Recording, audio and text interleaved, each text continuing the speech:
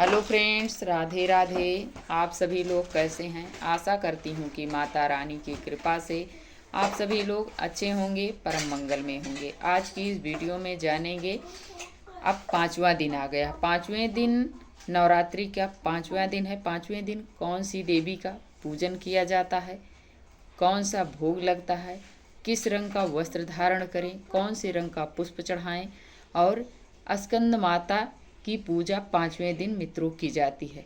इनकी कथा भी आपको सुनाती हूँ इस वीडियो में। तो चलिए वीडियो को शुरू करते हैं। यदि आपको मेरी वीडियो थोड़ी भी यूजफुल लगे तो आप लाइक सब्सक्राइब करना बिल्कुल मत भूलिएगा और प्यारा सा कमेंट लिखकर ज़रूर बताइएगा कि ये वीडियो आपको कैसी लगी। तो चलिए वीडियो को शुरू करते हैं मित्रों। 5वें दिन मित्रों स्कंद माता की पूजा की जाती है, जो कि कार्तिकेय की माँ हैं, इसलिए कार्तिकेय को भी स्कंद के नाम से जानते हैं। 5वें दिन स्कंद माता की पूजा की जाती है। और एक बार तारकासुर की ने जो राक्षस था वो बहुत पूजा पाठ करता था, बहुत तपस्वी था और करते करते उसे ब्रह्मा जी को प्रसन्न कर लिया था। और जब ब्रह्मा जी प्रसन्न हो गए उसके पूजा पाठ जब तब से, तो उन्हें वरदान मिल गया था।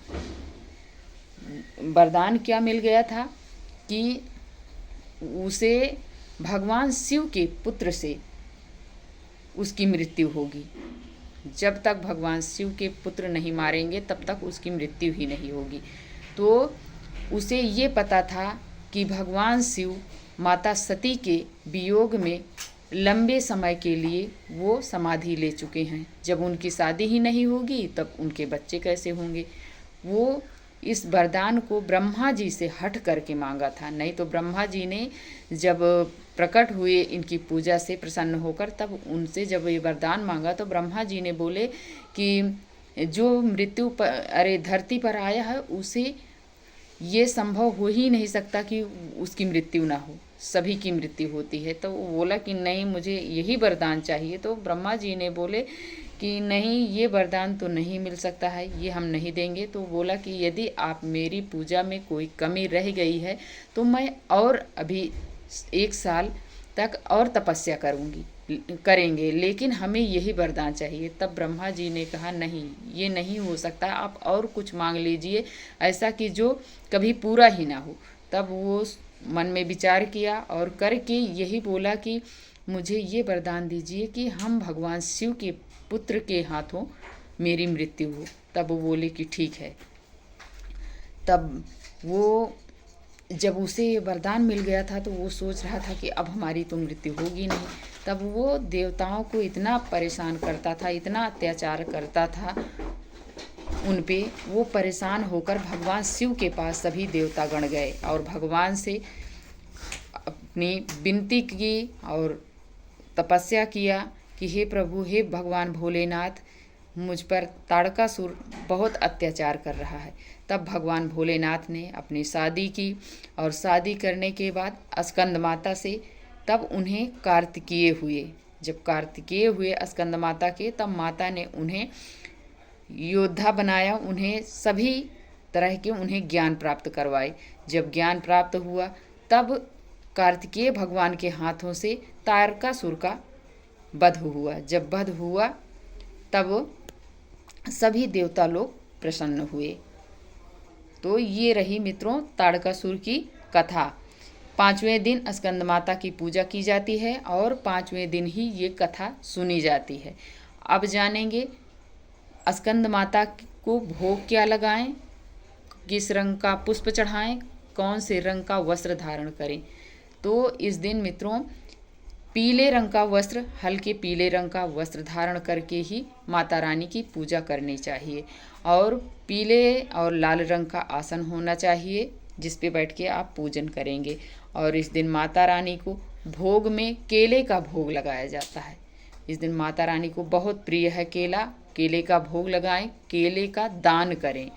और इस दिन माता रानी को गुड़हल का पुष्प और अनार के पुष्प चढ़ाए जाते हैं। यही माता रानी को बहुत प्रिय है। यदि आपको मिल जाता है तो ज़रूर माता रानी को ये पुष्प चढ़ाइएगा। और धूप दीप जैसे आप रोज़ डेली पूजा करते हैं सुबह शाम, ठीक वैसे ही पूजा करनी है, लेकिन इस दिन भोग में केले का भोग लगाना है। और 1 पान, 2 लौंग के जोड़े, हरी इलायची 2, सुपारी 1 बतासे। ये तो माता का प्रिय भोग ही है, ये तो आपको रोज़ डेली ही लगाना है।